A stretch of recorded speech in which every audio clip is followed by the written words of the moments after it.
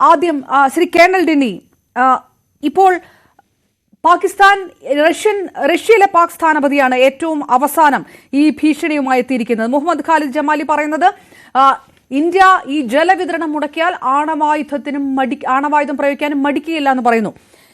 ഈ പെഹൽഗാം ആക്രമണത്തിനു ശേഷം ഇന്ത്യ ശക്തമായ തലത്തിലുള്ള നീക്കങ്ങൾ തുടങ്ങിയപ്പോൾ അന്ന് ബിലാവൽ ഭൂട്ടോ അടക്കം പറഞ്ഞത് ഇന്ത്യ ഏതെങ്കിലും തരത്തിലുള്ള സൈനിക നീക്കം നടത്തിയാൽ, ആക്രമണം നടത്തിയാൽ ഞങ്ങൾ ഇതാ പ്രയോഗിക്കും ന്യൂക്ലിയർ എന്നായിരുന്നു. അത് ഇന്ത്യയുടെ ഭാഗത്ത് സൈനിക നീക്കമല്ല നടത്തുന്നത്, അതിലും വലുതാണ്, അല്ലെങ്കിൽ പാകിസ്ഥാനെ അടിത്തറ ഇളക്കുന്ന കാര്യങ്ങളാണെന്ന് തിരിച്ചറിയുമ്പോൾ മറ്റൊരു വഴിയുമില്ലാത്ത ഈ പ്രകോപനപരമായിട്ടുള്ള പ്രസ്താവനകൾ നടത്തിക്കൊണ്ടിരിക്കുന്നത് പാകിസ്ഥാൻ എന്ത് ഉദ്ദേശിച്ചായിരിക്കും?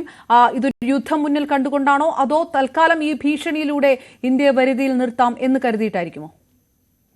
ഇത് രണ്ടു മൂന്ന് കാരണങ്ങളുണ്ട് മാഡം. ഇത് ഒന്ന്, ഈ പാകിസ്ഥാൻ എനിക്ക് തോന്നുന്നു ഈ ലോക രാജ്യങ്ങളിൽ ഏക രാജ്യമായിരിക്കും ഒരു ക്രൈസിസ് ഉണ്ടാവും. ഫസ്റ്റ് ഓഫ് ഓൾ അവർ തന്നെ തുടങ്ങി വെച്ച ഒരു ക്രൈസിസിൽ അങ്ങനെ ഒരു ഇഷ്യൂ വരുമ്പം ആദ്യം പറയുന്ന കാര്യം ഞങ്ങൾ ന്യൂക്ലിയർ ബോംബ് പൊട്ടിക്കും എന്നുള്ളതാണ്.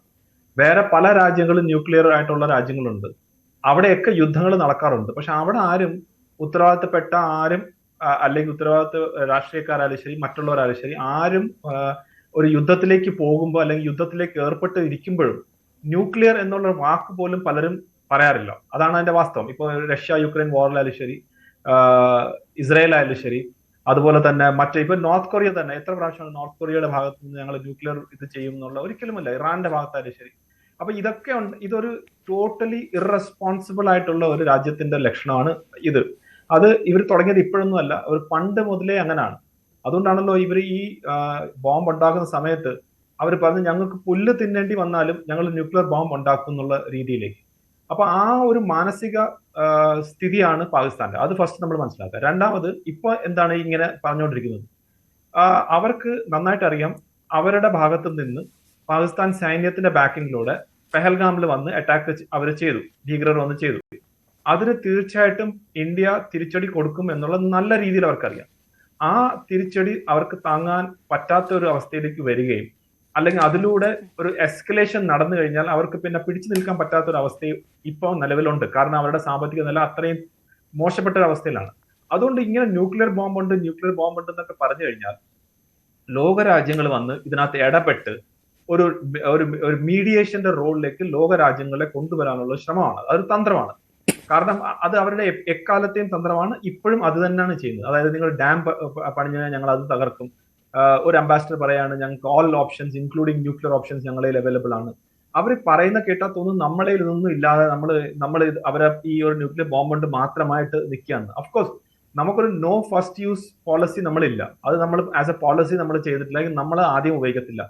പക്ഷെ നമ്മളിൽ എഗെയിൻസ്റ്റ് ആയിട്ട് ആരെങ്കിലും ഉപയോഗിച്ചു കഴിഞ്ഞാൽ അതിന്റെ റിറ്റാലിയേഷൻ എങ്ങനെയാണെന്നുള്ളത് വളരെ വ്യക്തമായിട്ട് നമ്മൾ പറഞ്ഞിട്ടുണ്ട്. ആ രാജ്യം പിന്നെ ഈ ലോകത്ത് ഇല്ലായിരിക്കും എന്നുള്ള മാസീവ് റിറ്റാലിയേഷൻ ആണ് നമ്മുടെ ഭാഗത്തു നിന്ന് ഉള്ളത്. ഇപ്പോഴത്തെ ഫോറിൻ മിനിസ്റ്റർ ആയിട്ടുള്ള ജയശങ്കർ, അദ്ദേഹത്തിന്റെ അച്ഛൻ കെ സുബ്രഹ്മണ്യം എന്ന് പറഞ്ഞാൽ വളരെ ഇന്ത്യയിൽ എക്കാലത്തെയും ഒരു റിനൗണ്ട് ആയിട്ടുള്ള സ്ട്രാറ്റജിസ്റ്റ്, അവരുടെയൊക്കെ ടീമാണ് അതിനെ ഫോർമുലൈസ് ചെയ്തതും. അത് എല്ലാവർക്കും അറിയുന്നതാണ്. എന്നിട്ടും പാകിസ്ഥാൻ നിരന്തരമായിട്ട് ഇത് പറയുന്നത്, ഒന്ന് അവരുടെ ഭയം കൊണ്ട്, രണ്ടാമത് എങ്ങനെയെങ്കിലും ഈ ഒരു പ്രശ്നത്തിന് ഒരു പരിഹാരം, യുദ്ധമോ അല്ലെങ്കിൽ അടി കിട്ടാത്ത രീതിയിൽ ഒരു പരിഹാരം കാണാൻ വേണ്ടി മാത്രമാണ്. അതല്ലാതെ നമ്മൾ ഇതിനെ വലിയ രീതിയിലുള്ള ഒരു കാര്യമായിട്ട് നമ്മൾ കണക്കാക്കേണ്ടതില്ല എന്നാണ് എനിക്ക്. ശ്രീ കേണൽ ഡിന്നി, ഇത് ഈ പ്രകോപനം മാത്രമാണ് പ്രകോപനം നടത്തുകയാണ്, അതല്ലാതെ യുദ്ധത്തിലേക്ക് ഇന്ത്യ കടക്കാനുള്ള ഒരു പ്രഹസനം പോലെ അവർ ഉപയോഗിക്കുമ്പോൾ ഇന്ത്യ എന്ത് തരത്തിലുള്ള നിർണായക നീക്കങ്ങളാണെന്നുള്ളൊരു ചോദ്യം കഴിഞ്ഞ കുറച്ചു ദിവസങ്ങളായിട്ട് ചോദിക്കുന്നു.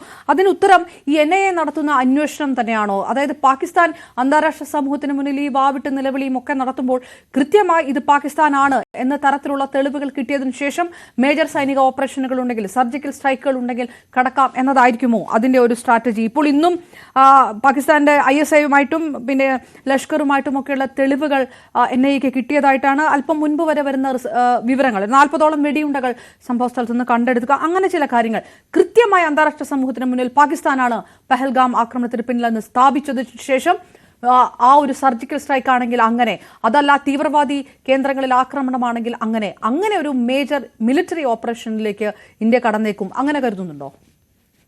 മാഡം, ഇതിനകത്ത് നമ്മൾ മനസ്സിലാക്കേണ്ടുള്ളത് ഈ രണ്ട് കാര്യങ്ങളാണ്. ഒന്ന്, ഈ ഭീകരവാദികളെ കുറിച്ചുള്ള ഇൻഫർമേഷൻസ്, അവരെ കുറിച്ചുള്ള കംപ്ലീറ്റ് ഡീറ്റെയിൽസ് നമ്മൾ അങ്ങ് പറഞ്ഞ പോലെ തന്നെ NIA മറ്റു കാര്യങ്ങളൊക്കെ ചെയ്തുകൊണ്ടിരിക്കുക.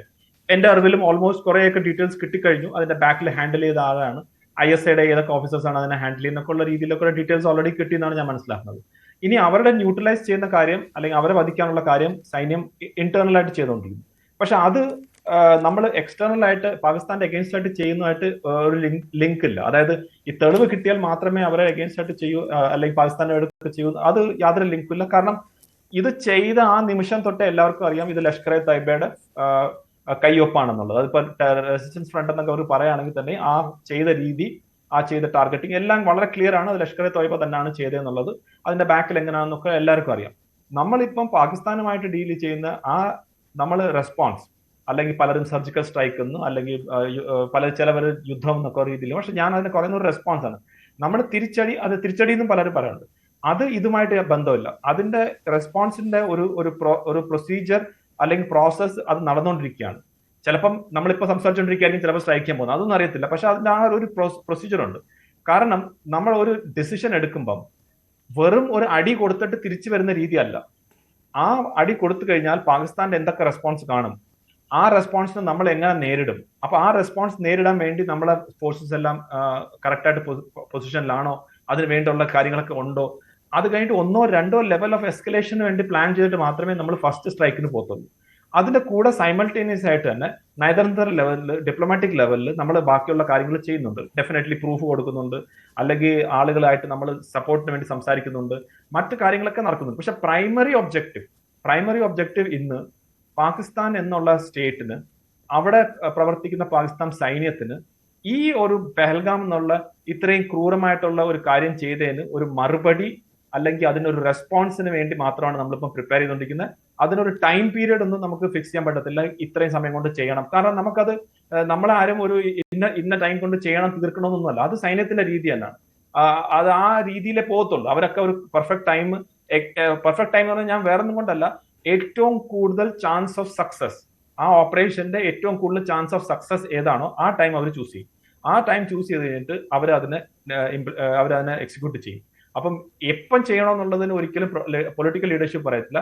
എന്ത് ചെയ്യണമെന്ന് ഡെഫിനറ്റ്ലി പറഞ്ഞാണ്. എന്ത് ചെയ്യണമെന്നുള്ളത് നിങ്ങൾക്ക് എന്തൊക്കെ ഓപ്ഷൻസ് കൊടുത്താൽ അതിനകത്ത് ഒരെണ്ണം ചെയ്യും.